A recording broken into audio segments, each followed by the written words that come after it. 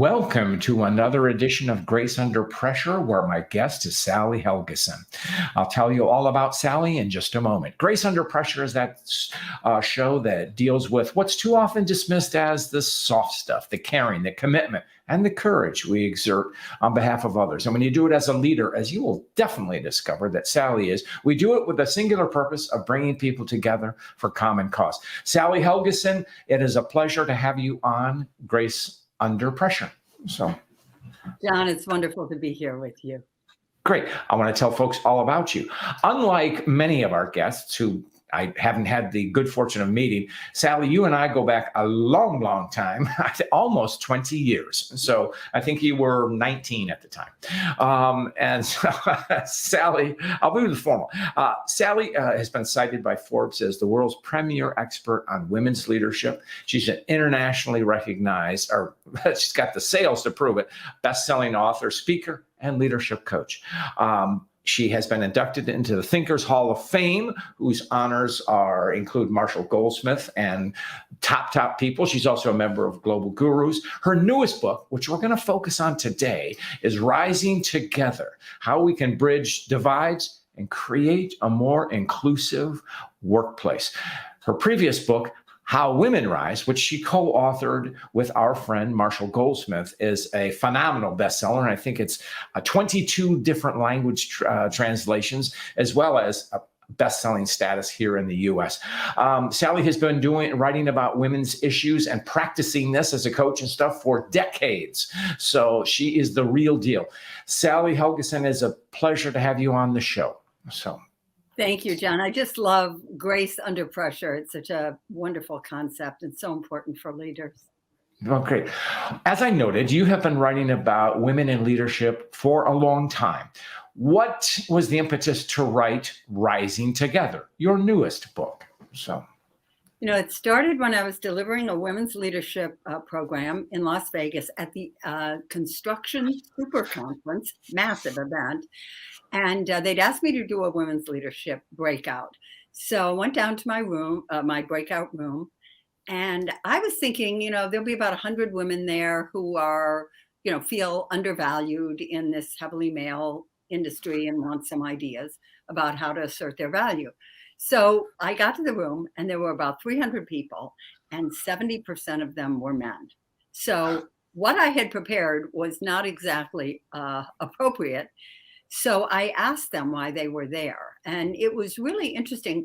Well, they talked about the difficulty they were having attracting and especially retaining talented women. They talked about the challenge of talent in general in their industry. One guy said, if we're not better at learning how to engage women, we're not going to be competitive. And then finally, one man stood up and he said, please, this is great. Do not waste our time telling us why we need to get good at this. We understand that, we get it, but we're clueless. We don't know how. And I thought, okay, on the spot, I can't quite tell you all the hows here, but that's going to be my next book, the how to do that, how we can form strong, effective, and fruitful relationships across boundaries, race, ethnicity, as well as gender, age, and sexual orientation. That's great. Well, you have a phrase which is near and dear to me. When I read it, I just sat bolt upright. And it's called creating a culture of belonging. And here's what you say: a culture of belonging occurs, and I'm going to read this because my memory is shot anyway, but it's your good words. We achieved when a majority of people feel ownership in the organization, believe they are valued for their potential as well as their contributions, and perceive that how they matter is not strictly related to positional power. That is a powerful statement. So how do we do it, Sally? The thing is about the culture of belonging, feeling like they belong. We know whether people belong because they talk about the organization as we rather than they. If they talk about it as they, you do not have a culture of belonging. You've got some work to do. So in Rising Together, I look at the triggers that can get in the way of building these kinds of relationships. Very common triggers around visibility, around communication, around humor, how we use humor, concrete, practical, everyday type of things. How fairness, what we perceive of as unfair, and how we deal with that effectively and with grace, as you would say. Right. When I look at specific behaviors and practices that people can use every day that will enable them to build these kinds of relationships. And there are tons of examples, and they come from real life. Great. Interesting. An operative word, or I don't know that it's operative, but a common word when we talk about diversity, equity, and inclusion, we hear the word difference. Now, you have a thought which is worth exploring. You say, if we focus on our differences, we are prohibiting or inhibiting our ability to be inclusive or to connect. Explain what you mean by that. So. Yeah, I think organizations have really focused on difference, and we see it in the ERGs. I remember once being the employee resource groups. I remember once being at a thing with a big food distributor, and they had an African-American network. And then they were saying, well, we have a lot of African employees. Should we have one for African-American, one for African? Then what about the others who are from Caribbean and with the and then somebody said, well, if you have it with the Africans, you don't want to have different tribal groups together. And it sort of alerted me. And I think I'm a huge fan of ERGs. I think they've done a tremendous amount of good. But when we get into the place when we're trying to slice and dice differences, number one, it doesn't work. It alienates us from one another. But I think really the key sort of psychological difference for us as human beings is that if we do that, if we're focusing on difference, then we're constantly wondering, maybe I better not say that. Oh, I better, is there a different way to phrase that? Maybe I should, et cetera, as if we cannot be ourselves around that other person, assuming we're a person of goodwill, not a bigot or a racist. That's being yourself is a bad idea there. But if we're a person of goodwill, we inhibit ourselves if we're constantly thinking, oh, well, this person's background might be different, et cetera, and then we don't feel. First of all, we don't feel comfortable. And secondly, they can tell, they don't feel comfortable. They feel stereotyped. They feel unheard. They feel under-recognized for their individuality. Not a good thing. Individuality. That's interesting. That's important, I think, because maybe it's a sense of individuality. Well, you can't make a true connection unless you are comfortable in your own skin. Is that a valid statement, Sally? No, I think that the more comfortable we are in our own skin, the more we're able to make authentic connections. The more easily and the more quickly we're able to build those kinds of connections. So I think it starts there, and we can't get comfortable in our own skin if we're constantly worried, oh, I hope I don't offend this person if I say. All right. Now, one of the I love your book, and it's because it's so practical, but it's based on research, and you come up with a concept called triggers, which actually undermine all of our abilities to connect. And you analyze these triggers and that prevent us from connecting effectively. And I think, if my memory serves, you have a chapter devoted to each trigger, and so talk about what led you to think about the triggers and a few that you want to explore with us today. Well, what led me to think about them, I was trying to figure out when I was thinking about how you do this and what you have the practical behaviors. And I was thinking, well, what holds people back?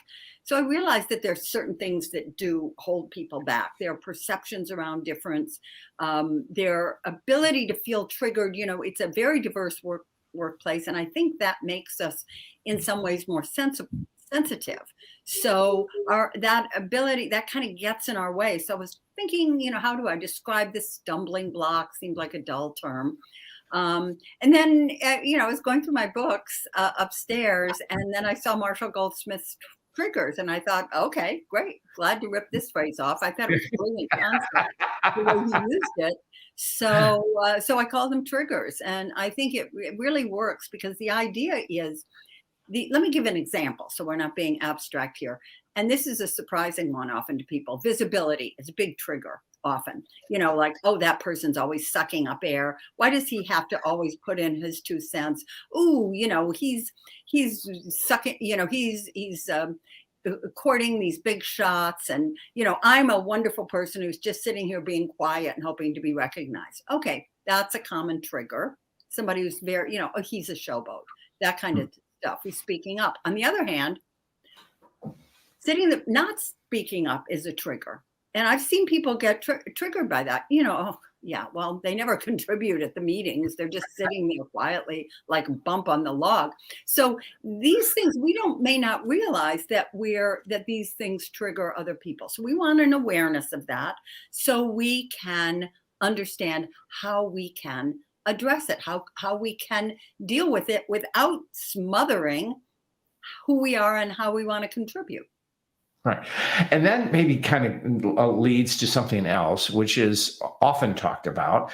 And I like your take on the topic, and it's worth exploring. And you say that having a mindset of or assumption about unconscious bias actually undermines our ability to connect. What did you mean by that, Sally?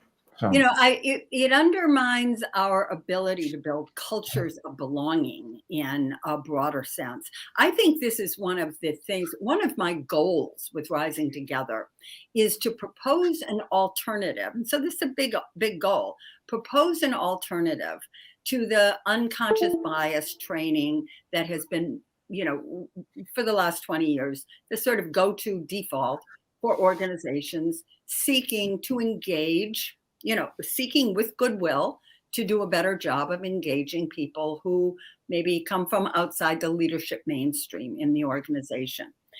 And I think it does a disservice to this effort, focusing on what's in people's minds rather than helping them identify effective, positive behaviors for building these relationships is not a great approach. First of all, nobody is that impacted by what happens to be running through our minds, but they're very impacted by our actions. So it's more practical to identify what's getting in the way and identify actions. And also, just as human beings, it is much easier to act our way into new ways of thinking than it is to think our way into new ways of acting. This is something the whole addiction movement sobriety movement has recognized for 100 years. Don't think about the problem, do something. And we find that if we, rather than thinking about our approach to somebody, if we say, for example, listen to them in a particularly attentive and respectful way, they will perceive us more sympathetically, and we may get a different kind of response and think, I actually like that person. I thought I didn't. So we have acted our way into a new way of thinking. And I love that, because my philosophy in coaching, and as is yours, unless we make a behavior, call it out or focus on it, unless it's specific, it's not going to be acted upon. And that's the beauty of your book, Rising Together, is yes, it has research, and yes, it has stories and stuff, but it's so tactical and practical. And we're going to touch on that in a minute. So this is what you got to. Focusing on behavior instead of the condition of bias is something that we can do. So that was the answer you should have given at that event many, many years ago. Well, it was that event that made me think this, that made me understand, address the triggers and identify inclusive behaviors that particularly practiced at the leadership and team leadership, that's essential, level, can bring people together. Okay. So we use the term inclusive behaviors. Give me or give us an example of an inclusive behavior. You touched on it before, but it's such a key concept. I want listeners to get a feel of it. So, Okay, here's an easy one. I was working with a company, insurance company in the Midwest, and they were trying to build a more inclusive culture. So one of the things they did, and this was very smart, you know what, we're going to start bringing more junior people into our strategy meetings. And, they may not participate, but they'll just see how it's done and they'll be part of it. Just talking to one of the younger people, she said, I was so excited to be there. I couldn't believe I was going to be in the room with the CEO. She gets there, and what they've done is they have put everybody around the main table who is in the strategy session, the senior people, and the younger people are all way at the back of the room. And she said, in order to say anything, I had to make my boss's boss's boss turn around to hear me. She said, so I never said anything. So why did they do that? I went and asked the meeting planner, and they said, well, we felt that if we moved some of the key people to the back rows, they might assume that we were being disrespectful to them. So we had to keep them where they were, rather than, apparently talking to them and saying this is something we're doing to try to create more participation at all levels. So those are the kinds of things that get in the way. And so just a very practical tip, include more junior people in things like strategy meetings, but make sure that they're seated in a way that maximizes their ability to participate and build relationships. That story reminds me of the old parental dictum of another generation. Children are to be seen, but not heard. And so if you're in the back of the room, and it's an interesting thing because you get to this inclusion stuff as that event planner spoke about. If we move some of the senior people back, they would feel excluded. So basically, we're all children at heart here. So, isn't it? So one of the gems of your book, and I love it, is you have a chapter called the concept of formal enlistment. I consider that a handbook for putting principles of your book into practice. And this is the kind of thing I love to do in my work. So why did you decide to develop this practical and tactical guide? So, it's the informal engagement where you're asking people to give you feedback on how you're doing, essentially. So this is a great tool, especially for this Rising Together stuff, because you're disclosing what you're doing in a spirit of honesty, and you're getting other people's feedback. So it's a great way to build relationships. Okay. One of the things that, here's an example. One of the things that I'm trying to do, I've had some feedback that sometimes I tell jokes that have made people uncomfortable, and I've been surprised at that. Mm-hmm. So I'm trying to practice a different kind of humor that's maybe more situational or more spontaneous, not relying on jokes the way that I traditionally have. So will you give me, I'm going to do some of that in the meeting I'm leading here. Would you give me some feedback afterwards and let me know how that is, how you're experiencing that, if you think it's working, if you don't think it's working? This is so effective to be able to do this.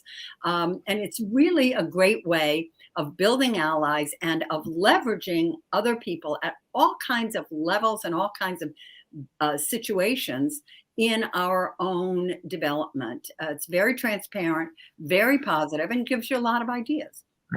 Well, fundamental to the concept of inclusion is, for the individual, is the concept of authenticity. And it's a topic I've written about, you've written about, we've coached it, whatever.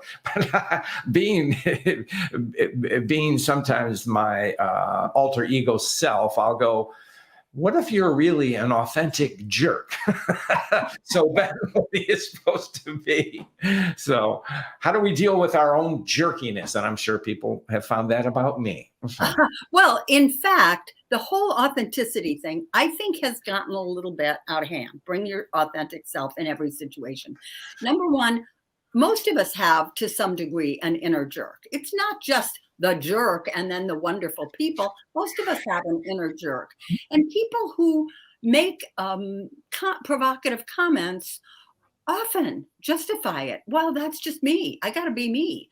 This is the real me. I'm not holding back on, I'm not trying to act like somebody I'm not. So we're sort of encouraging that to some degree with the authenticity. And one thing that I find useful in coaching and the work I do generally is not go overboard, guys, but think of ourselves, balance it with how am I coming off as a professional? How professional is this? I think that when we ask ourselves that question about something we're going to say or about an action, it's a very helpful way to balance the authenticity and to assess how much our inner jerk, we've all got it there, is coming out and how useful it's going to be in a situation. Great. That's about the kindest thing you've ever said to me, Sally, that we all have a jerk inside of us. We do.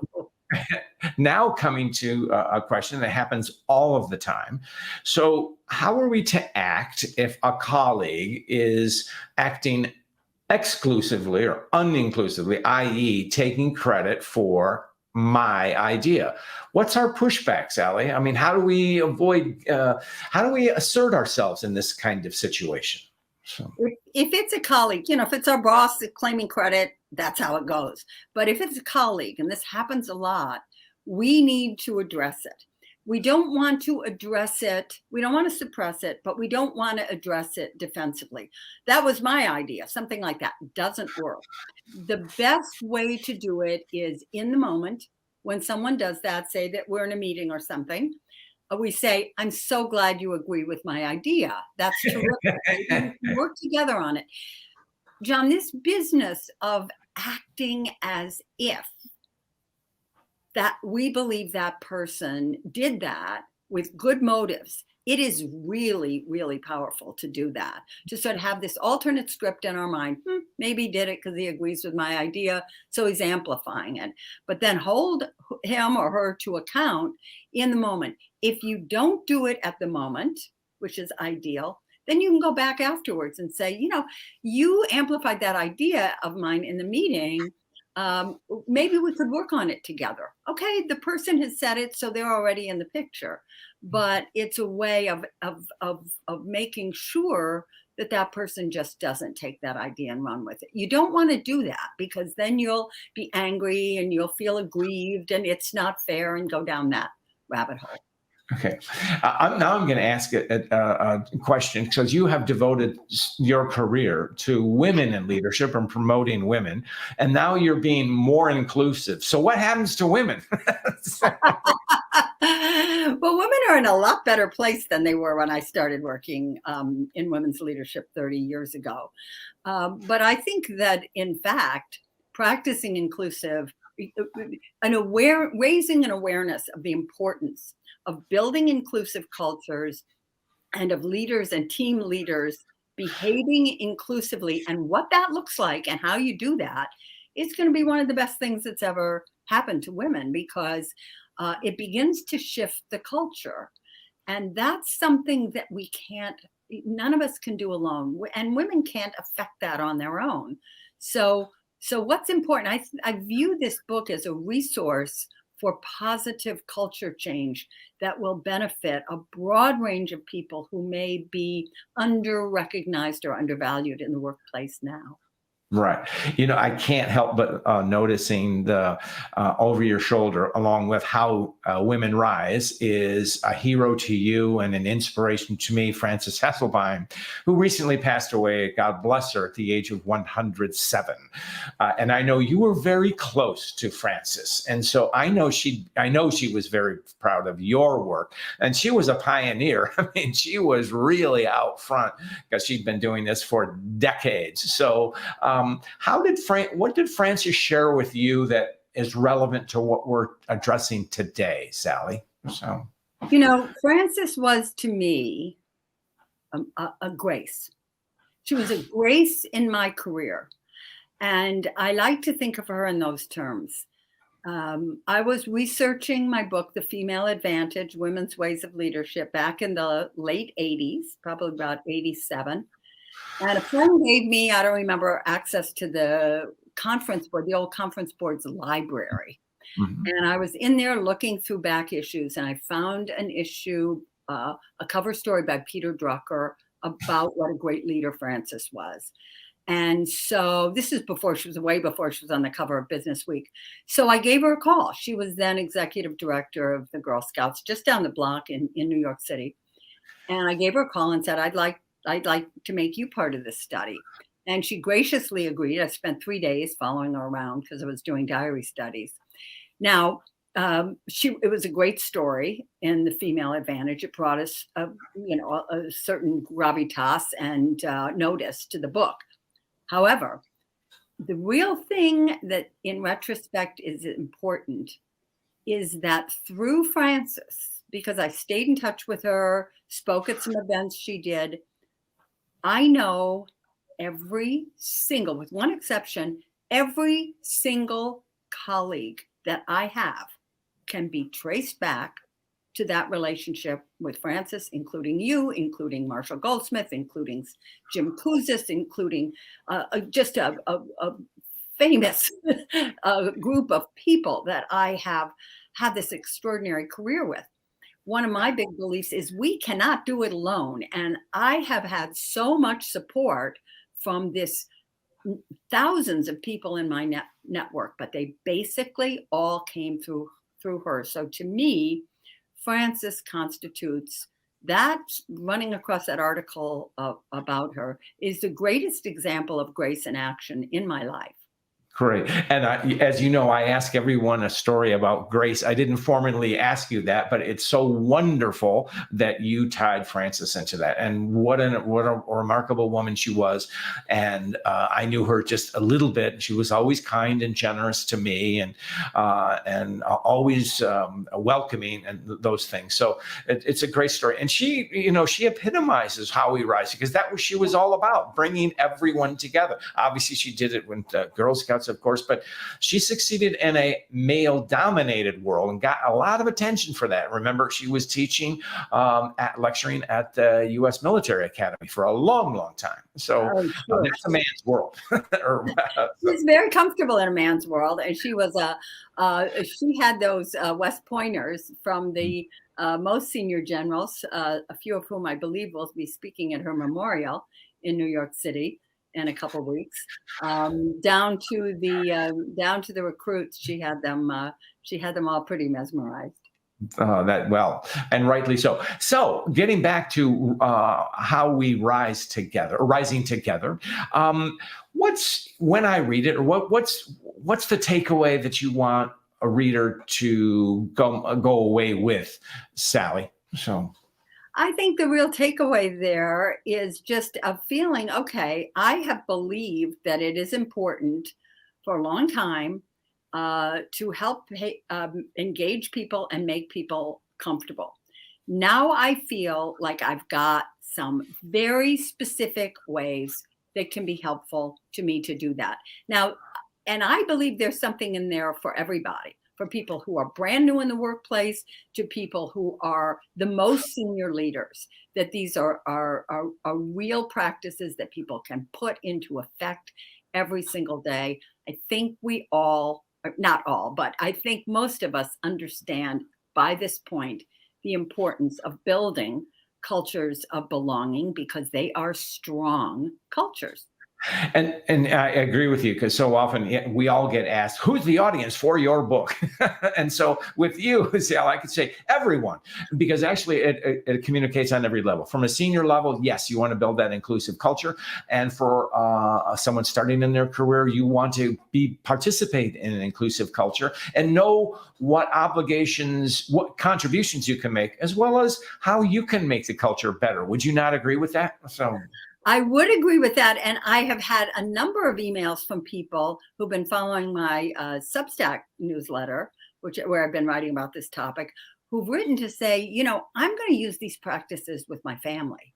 I'm going to use them in my community or the work I'm doing as a volunteer. So your thing about it being for everybody, I think has some value. Great. Sally, it's such an honor to always connect with you, and you're great fun, but you're also an inspiration to many, including me. So how can we find you? I'm pretty easy to find. My website is sallyhelgesen.com. It's got a contact button on there. Just get lots of inquiries through the contact button.